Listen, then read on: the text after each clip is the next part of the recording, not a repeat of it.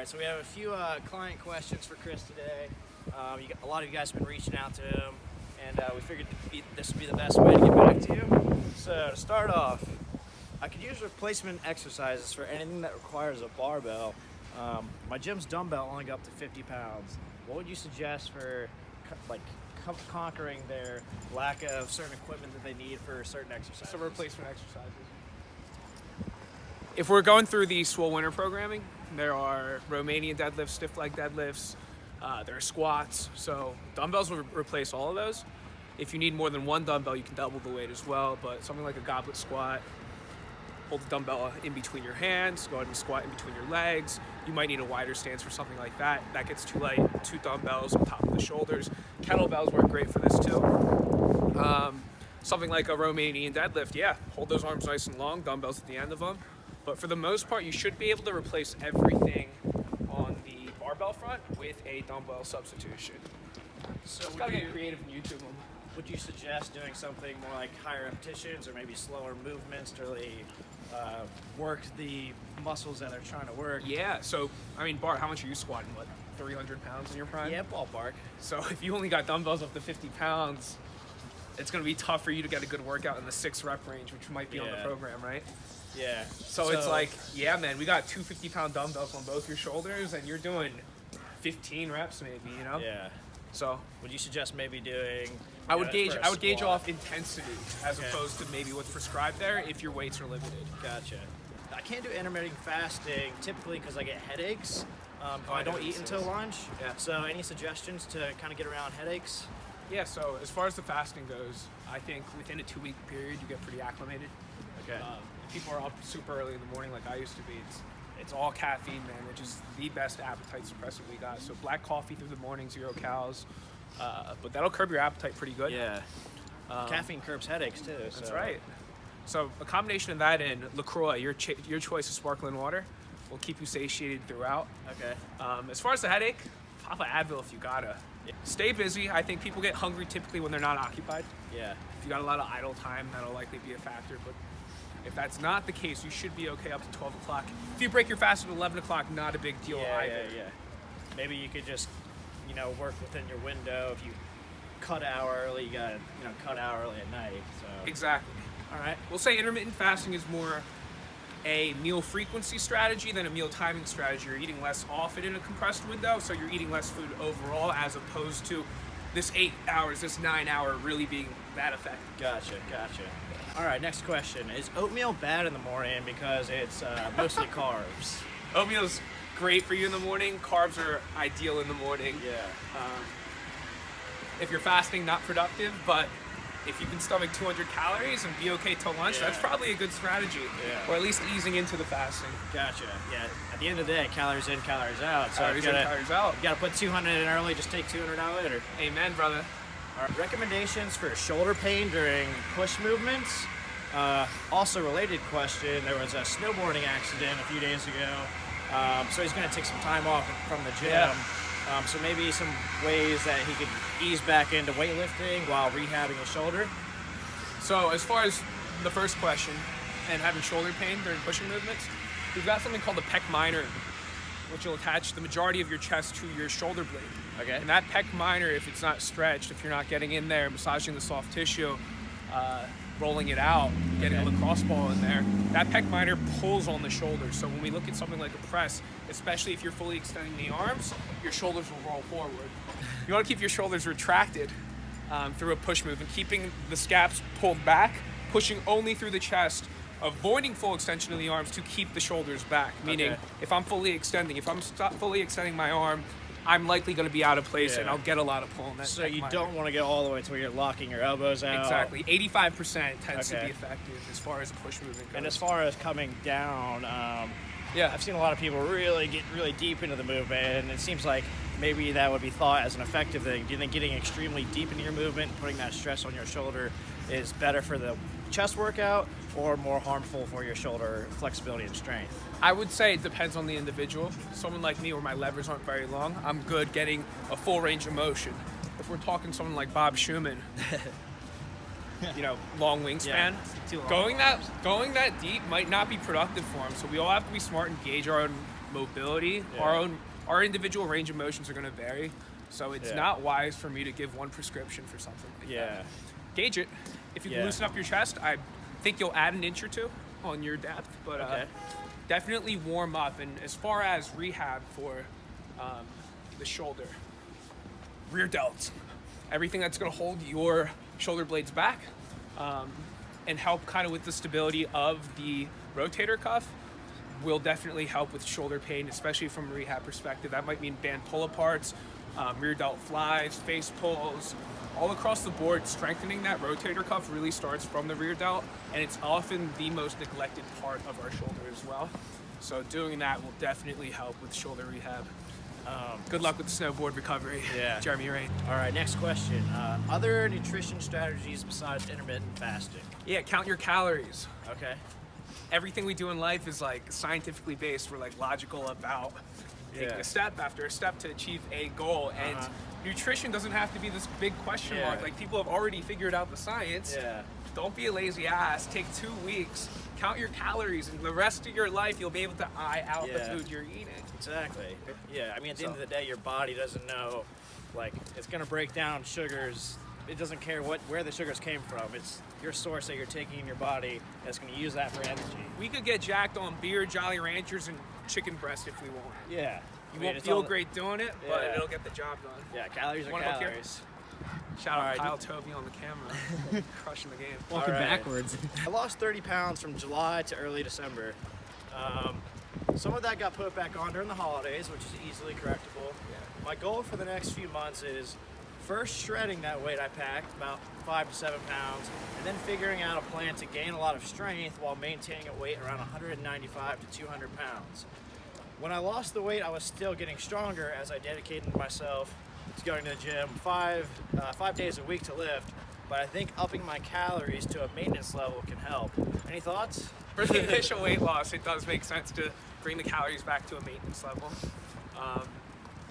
As far as shredding from there, you want to make sure that when you did put the weight back on, some of that was likely muscle if you were training throughout the holidays. In order to preserve that, keep proteins especially high. I'd say a gram per pound of lean mass. So, you know, if you're 180 pounds at 20% body fat, that might be 140 grams a day. But making sure that we're training to maximal intensity. So, What kind of dog is that? Oh, that's a Norwegian elk hound. How old is he? Young or? He's a 5-year-old boy. Oh, he's so sweet. I love dog. I miss my dog. Okay. All right, cheers. How we going? He's very Happy New Year. beautiful. Keep proteins high. Make sure you're hitting the final reps of that set. It'll get harder the less calories you intake to maintain that strength, but that's kind of the grind between losing body fat and maintaining lean muscle tissue, making sure we're at maximal intensity, though we're in a calorie deficit, keeping proteins especially high. Okay. Do you have any advice for how to stick to a workout other than just making it a part of your schedule?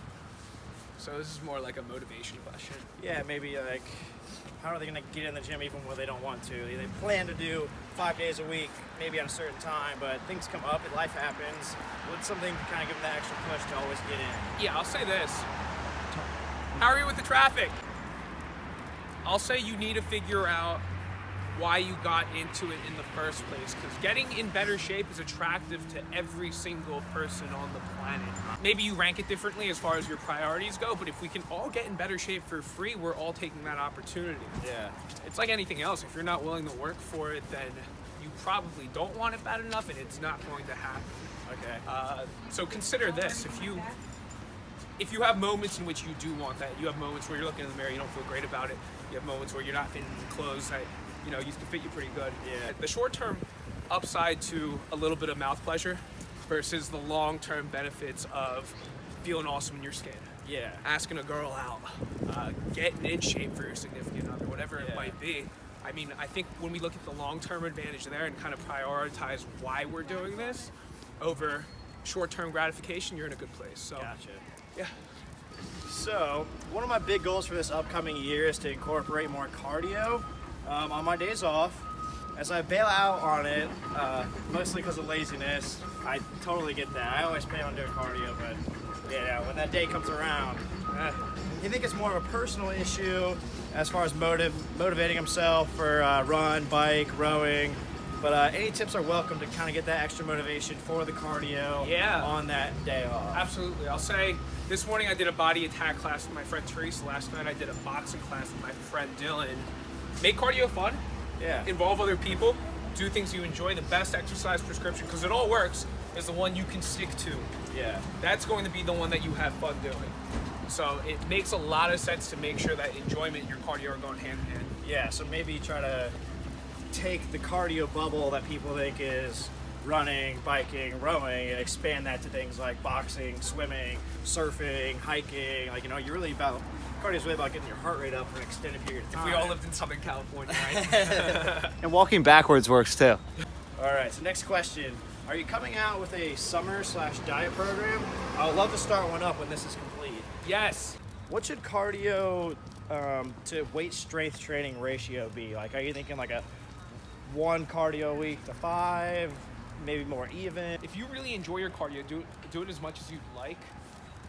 But if your goals are aesthetic, if they are to put on lean muscle tissue, if they are to lose fat, prioritize weight training, have cardio complement it, not the other way around. Okay. So maybe that's 3 days of weight training, 2 days of cardio.